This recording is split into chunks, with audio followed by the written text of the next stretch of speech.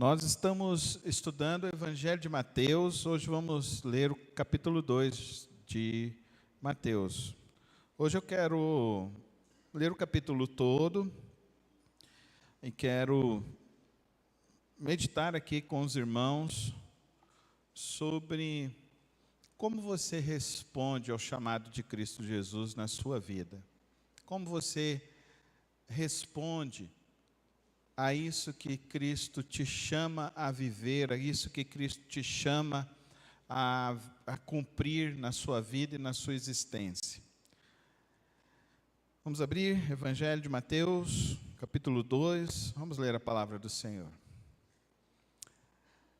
Lembrando que nós estamos na nova versão Almeida atualizada, tá bom, queridos irmãos da Sociedade Bíblica do Brasil.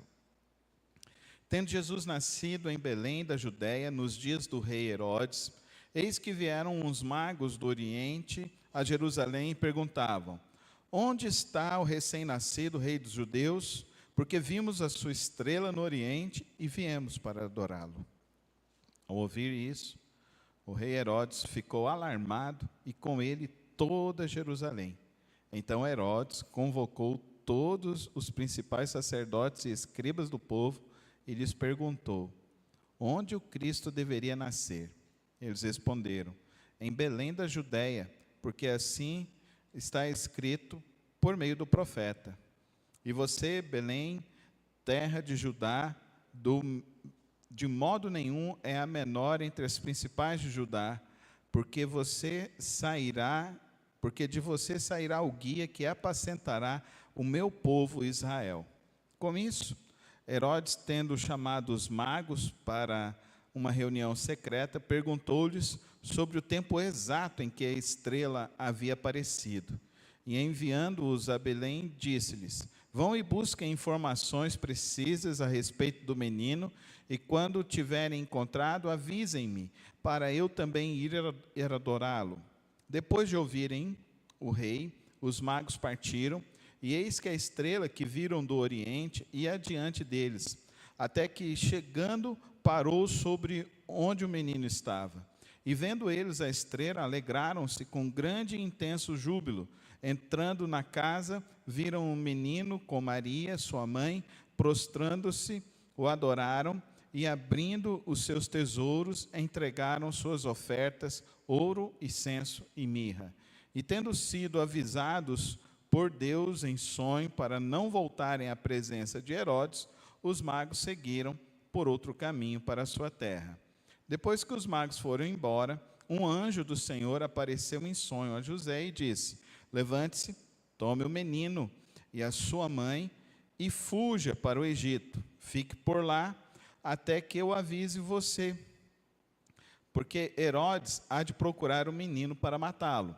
Levantando-se José, tomou de noite o menino e a sua mãe e partiu para o Egito, onde ficou até a morte de Herodes, que isso aconteceu para se cumprir o que havia dito pelo Senhor por meio do profeta: do Egito chamei o meu filho. Vendo-se iludido pelos magos, Herodes ficou muito furioso e mandou matar todos os meninos de Belém e de todos os seus arredores, de 2 anos para baixo, conforme as informações que havia recebido dos magos a respeito do tempo em que a estrela havia aparecido. Então se cumpriu o que foi dito por meio do profeta Jeremias. Ouviu-se o clamor em Ramá, pranto e grande lamento. Era Raquel chorando por seus filhos, e inconsolável, porque eles já não existem. Depois da morte de Herodes, um anjo do Senhor apareceu em sonho a José, no Egito, e lhe disse: levante-se, tome o menino e a sua mãe, e vá para a terra de Israel, porque os que queriam matar o menino já morreram. Levantando-se José, tomou o menino e a sua mãe, e voltou para a terra de Israel. Porém, ouvindo que Arquelau reinava na Judéia, em lugar de seu pai Herodes, teve medo de ir para lá. E tendo sido avisado por Deus em sonho, José foi para a região da Galiléia e foi morar numa cidade chamada Nazaré, para se cumprir o que foi dito por meio dos profetas. Ele será chamado o Nazareno. Pai querido, Pai celeste, obrigado pela tua palavra, que ela seja o guia, a fonte, a direção para o nosso viver nesta manhã. Que, ó Deus, o Senhor nos conduza à compreensão do teu querer, à compreensão da tua vontade. Abra o nosso entendimento, que o Senhor nos guie nesse estudo, nessa manhã, e que eu venha anunciar somente o que tu queres, e que os nossos corações e mentes estejam voltados ao interesse do teu reino e do teu plano, em nome de Cristo Jesus. Amém e amém. Nós vemos aqui essa narrativa nos apresentando esses episódios incríveis sobre a vida de Jesus. E como eu fiz aquela pergunta, o que você faz quando sabe que Deus te diz algo? Você obedece realmente ao que Deus fala para você fazer? É sobre isso que esse texto fala. E fala de homens que ouviram histórias do passado e que resolvem obedecer, tendo em vista os sinais que se anunciavam. Fala do jovem José novamente, ouvindo a Deus e cumprindo e obedecendo aquilo que Deus o determinou a fazer. Mas fala de Herodes, que ouvindo o que Deus iria fazer, desobedece e ainda se volta completamente contra Deus. Assim é o coração do rebelde. Ele não escuta, ele não ouve, ele não segue, ele não se orienta. Queridos irmãos, tem muitos crentes que têm dificuldade de compreender a vontade de Deus, não é porque ela não é clara, é porque ela é clara demais. E muitas das vezes nós queremos alguma coisa mais mística, mais sobrenatural.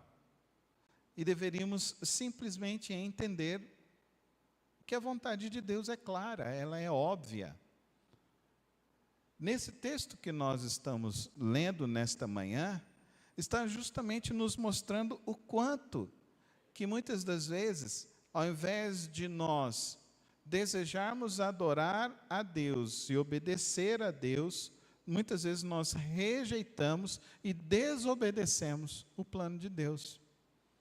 Quantas e quantas pessoas são assim, rebeldes e vivem em rebelião? Pessoas que sabem que a mentira vai levar à destruição e continuam mentindo.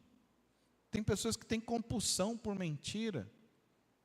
Tem pessoas que têm compulsão por inventar histórias, ao invés de buscar viver a vida numa simplicidade, no amor, na sinceridade. É muito interessante esse texto, porque Mateus tem um propósito de nos mostrar que as profecias estão se cumprindo. As profecias se cumpriram.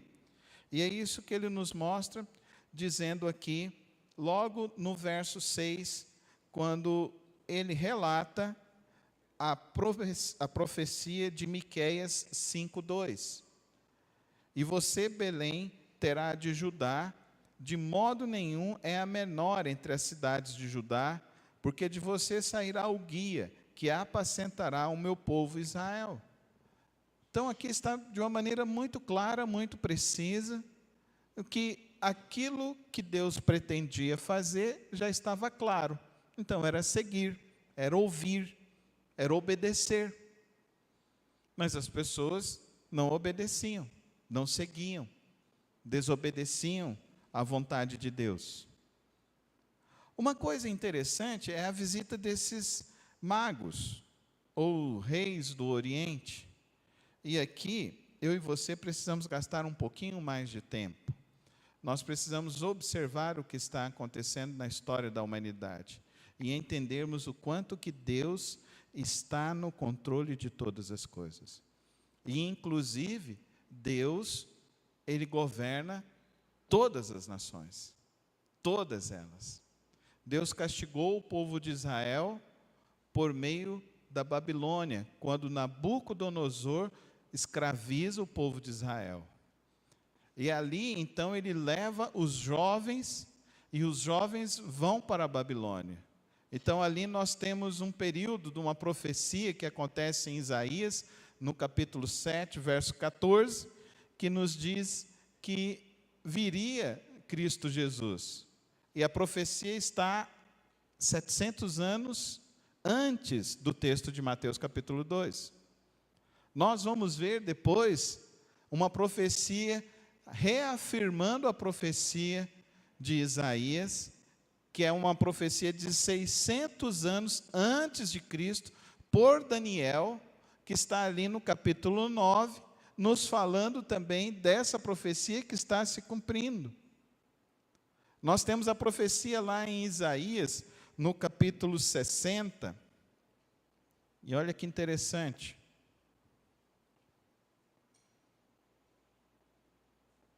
No capítulo 60, verso 14, também virão e se inclinarão os filhos dos que a oprimiram. Todos os que desprezaram se prostrarão até as plantas dos seus pés e chamarão cidade do Senhor, a Sião do Santo de Israel. Quem são os reis magos? E o que eles vão fazer no encontro com Cristo? Não é o cumprimento da profecia? Olha que coisa espetacular nós lermos a palavra de Deus e compreendermos o que está se passando. E compreender quem é o Senhor da história. É o Senhor, o nosso Deus, é o dono da história. E nada foge ao controle dele. Você pode querer se enganar. Você pode querer viver a sua vida achando que Deus não está vendo os teus passos, mas o Senhor é soberano e sobre tudo e sobre todos. E a vontade dele sempre prevalecerá. Amém, igreja?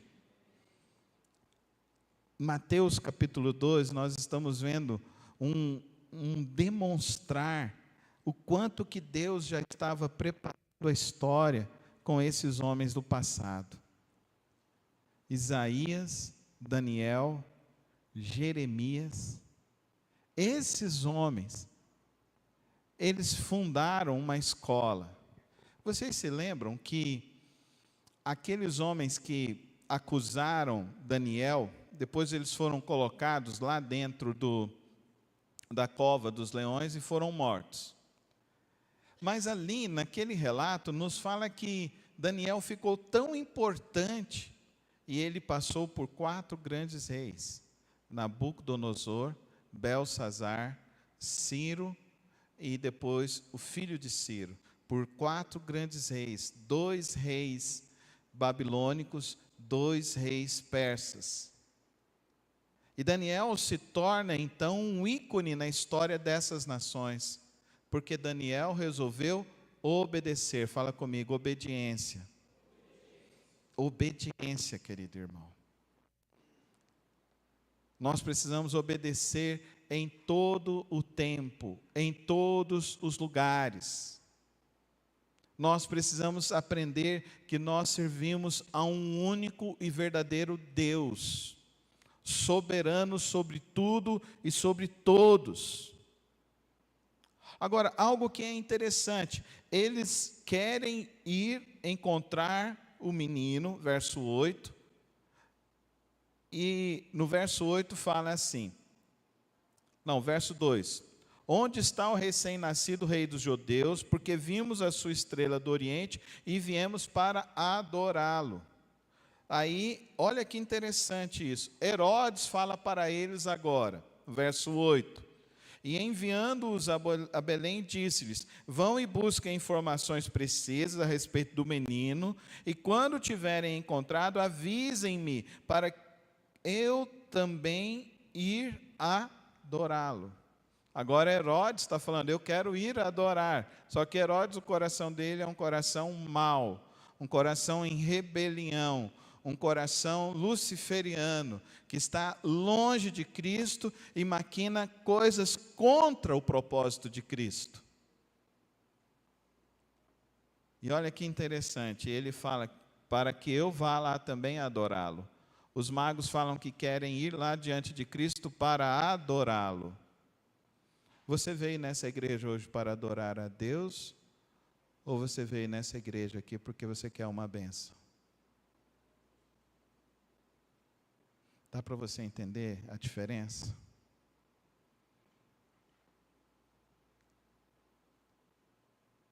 Os magos aprenderam com a história de que só um merece adoração.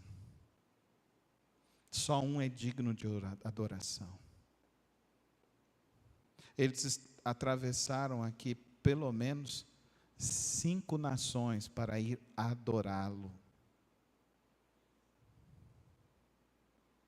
Quando eles chegam perante o rei, eles percebem que eles agora correm risco de vida para ir adorar a Cristo Jesus. Porque eles já entendiam que o rei dos judeus, só pelo fato dele existir, já era uma grande bênção. Amém, igreja? Amém, igreja? Eles não precisavam dizer, a minha bênção vai chegar, porque eles já entendiam que a bênção estava já no mundo, que é Cristo Jesus. Amém, igreja? Então eles não estavam indo lá, agora eu vou fazer um sacrifício para receber uma bênção. Não, eles estavam indo lá para adorar, pelo motivo pelo qual ele é digno de ser adorado, por aquilo que ele é, o Filho unigênito de Deus. Não é tremendo isso, igreja? Toma cuidado para você não subverter os seus valores. Toma cuidado para você não transformar o teu Deus em bênçãos. E aí deixar de adorá-lo por aquilo que ele é e querer adorá-lo por aquilo que ele faz. Porque isso está errado. Nós o adoramos por aquilo que ele é, por quem ele é, e não pelo que ele faz. Porque às vezes nós vamos adorá-lo e representará risco para a nossa própria integridade física. Será que é isso que a igreja evangélica brasileira está pregando e anunciando? E fazendo? Será que você e eu realmente estamos adorando aquele que merece ser adorado, Cristo Jesus? John Piper, ele fala que a verdadeira adoração começa com um coração que deseja encontrar a Deus acima de todas as coisas. Essa é a verdadeira adoração. Então isso deveria gerar em mim e em você um entendimento de que nós estamos vindo para adorar aquele que tem todo o poder, aquele que governa, aquele que age, aquele que é digno, aquele que me abençoa, aquele que me salva, aquele que me protege. E que eu não preciso mais nada neste mundo que não seja adorá-lo. Adorá-lo. Exaltá-lo. Glorificá-lo. Magnificá-lo. Diante dele, porque ele é digno, porque ele é o Rei da glória.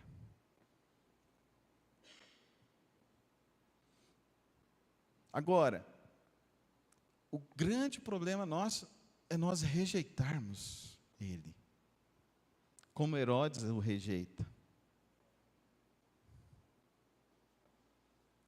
Os magos ouviram, nasceu o rei.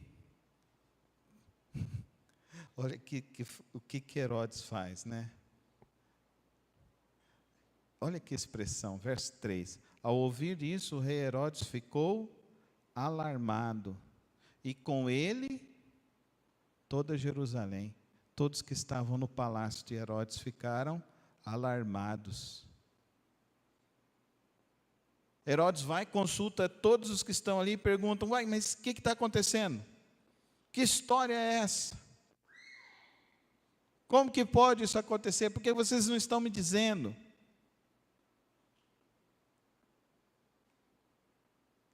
Aí Herodes, com uma rebelião, um coração distante de Deus. Ele tenta arquitetar, ele fala, ele se acha Deus. Herodes se acha Deus. Não, eu vou matar porque esse aí vai trazer risco para o meu império, para o meu reinado. Então eu vou matá-lo. E assim nós podemos fazer um paralelo com o nascimento de Cristo, com o nascimento de Moisés, quando o faraó mandou matar os meninos e agora Herodes manda matar os meninos novamente.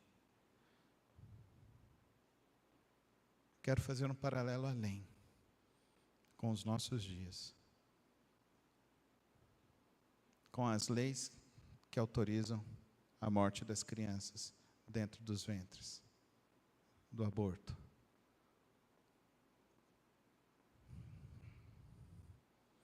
Destruir a vida, destruir a família, destruir as pessoas. Quero fazer mais um paralelo além. Nessa semana que se passou,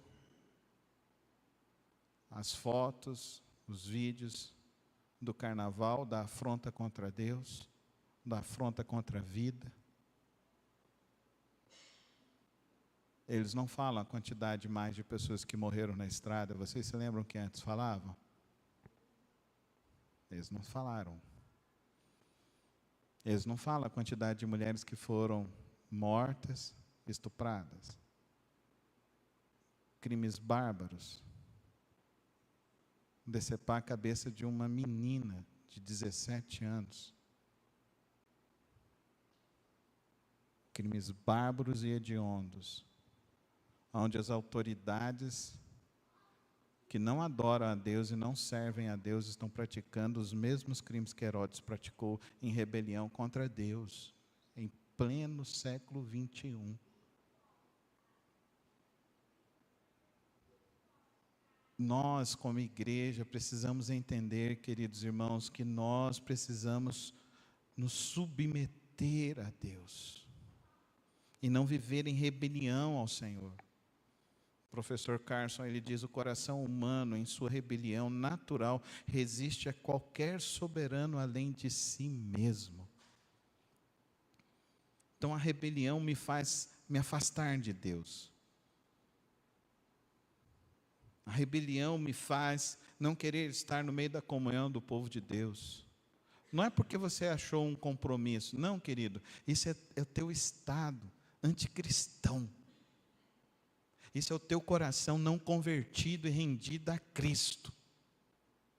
Isso é o teu coração que não se compromete com a obra de Cristo verdadeiramente e faz a obra de Cristo relaxadamente, somente quando lhe apraz, porque você não adora ao único e verdadeiro Deus, você adora ao Deus do teu ventre, que é você próprio. Porque você quer que o próprio Deus do eterno venha satisfazer o seu Deus, que é o seu ego. Olha o risco que nós corremos.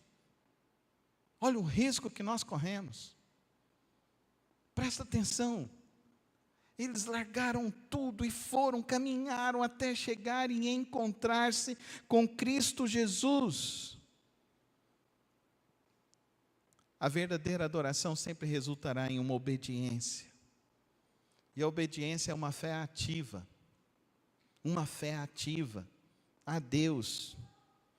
Verso 13, entrando na casa, viram um menino com Maria, sua mãe, prostrando-se, o adoraram e abrindo seus tesouros, entregaram suas ofertas, ouro, incenso e mirra.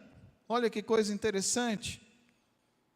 Eles vão e entregam os próprios tesouros.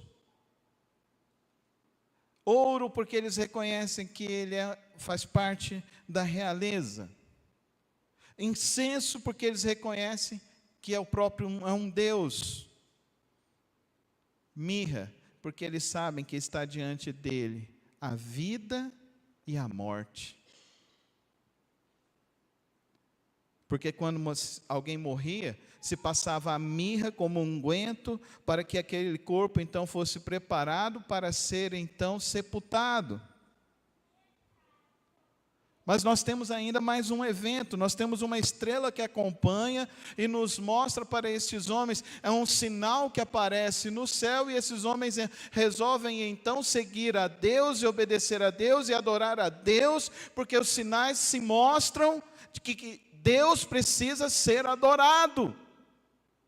Eu preciso então servir a Deus, eu preciso enxergar diante da minha vida e diante da minha história o que Deus está realizando, para que eu venha realizar e viver aquilo que Deus quer que eu viva, não o que eu quero viver. É tão interessante, eles vão e se prostram e abrem os seus tesouros. Tim Keller fala que a fé verdadeira sempre resulta em ação, porque confiar em Deus significa segui-lo, mesmo quando o caminho não é claro. Eu seguirei o meu mestre, seguirei todos os dias da minha vida. Eu não vejo razão para não servir a Deus, pelo contrário. Todas as razões me levam a entender que eu devo seguir a Cristo. O verso 13. Depois que os magos foram embora, um anjo do Senhor apareceu em sonho a José e disse: levante-se, tome o menino e sua mãe e fuja para o Egito. Fique lá até que eu avise você, porque Herodes há de procurar o menino para matá-lo. Verso 19. Depois da morte de Herodes, um anjo do Senhor apareceu em sonho a José no Egito. Ele disse: levante-se, tome o menino e a sua mãe e vá para a terra de Israel, porque os que queriam matar o menino já obedeceram, já morreram. Agora, veja a resposta de José. Verso 14, levantando-se José, tomou de noite o menino e a sua mãe e partiu para o Egito. Verso 21, levantando-se José, tomou o menino e a sua mãe e voltou para a terra de Israel.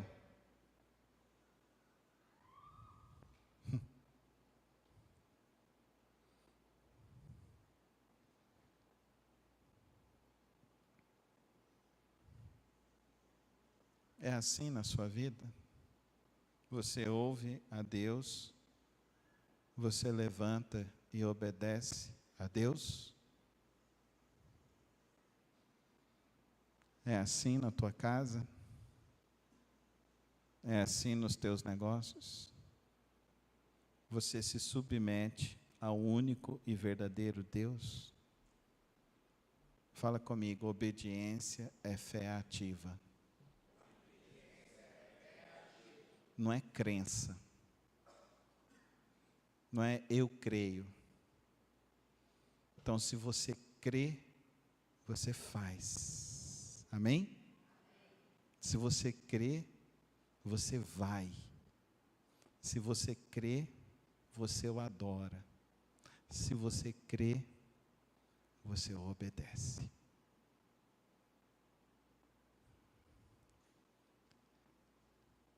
Eu queria terminar dizendo para os irmãos que, olha que impressionante.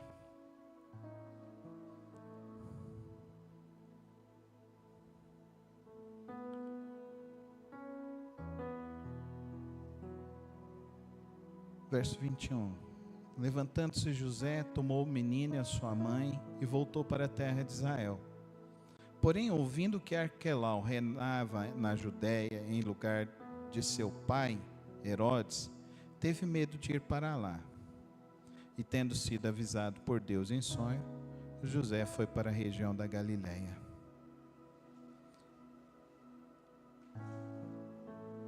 Herodes havia morrido. Mas o que os filhos copiam é a história dos seus pais. Arquelau é filho de Herodes. Herodes fez o mal. Arquelau pretende fazer o mal como seu pai também assim o fazia. Olha, quão profundo é esse texto para mim e para você. O que nós estamos plantando no coração dos nossos filhos? É um coração obediente como José? É um coração obediente e sincero como o desses magos? É um coração com toda essa dependência e satisfação no Senhor? Ou nós estamos semeando rebelião e mais rebelião aos nossos filhos? Pai, mãe, semeie obediência a Deus aos seus filhos. Semeie a verdadeira semente da fé ao coração dos nossos filhos. Tudo aquilo que não for glorificar, exaltar o nome do Senhor, nós devemos retirar das nossas vidas. Os nossos filhos precisam aprender que vale a pena servir e obedecer a Deus. Vale a pena. Fala comigo, vale a pena. Vale a pena obedecer e servir a Cristo. José aprendeu a isso. José nos ensina que vale a pena. Defendeu sua família, defendeu seu filho, obedeceu ao único e verdadeiro Deus. Que eu e você aprendamos nesta manhã que nada foge ao controle de Deus. Ele é soberano sobre todas as coisas. O pastor Sproul: não há um único momento da história em que Deus não esteja no controle absoluto. Amém? Amém, irmão? Então, para nós nesta manhã, cabe esse desafio.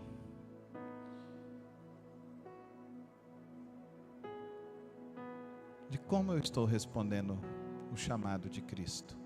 Como você está respondendo o chamado de Cristo? Como você está respondendo esse chamado? Os magos levantaram-se e foram adorar o rei. José levantou e foi obedecer ao Rei dos Reis. Que eu e você sejamos obedientes à voz de Deus e sigamos sempre o caminho do Senhor, em nome de Jesus. Feche os teus olhos e faz o teu compromisso com Cristo. O verdadeiro discípulo não apenas reconhece Jesus como um rei, mas se submete a Ele de todo o coração.